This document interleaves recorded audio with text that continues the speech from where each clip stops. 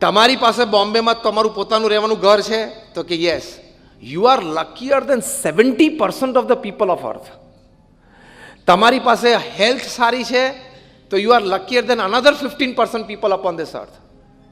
આ બધું કેલ્ક્યુલેશન તમે ગણો ને તો અહીંયા આપણે બેઠા છીએ ને એ દુનિયાના 98% લોકો કરતાં લકીયર છીએ, ફોર્ચ્યુનેટ છીએ. જે 2% એક્સક્લુઝિવ પૃથ્વી ઉપર છે ને એમાં આપણે છીએ. હવે તો આનંદ કર કે રોજ સવાર ઉઠીને અંતિલી સામે જ જોવું છે.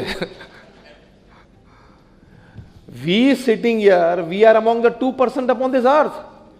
Because you are getting 3 meals, you have a house, you have a car, you have a good health, you have a good family, you have a few 100,000 money, rupees or dollars in your bank account, you have a guaranteed and able good lifestyle. તો તમે 98% કરતા તો નસીબદાર છો જ. પછી શું કામ સવારના પોરમાં ઉઠીને કોકની ઈર્ષ્યા કરો છો?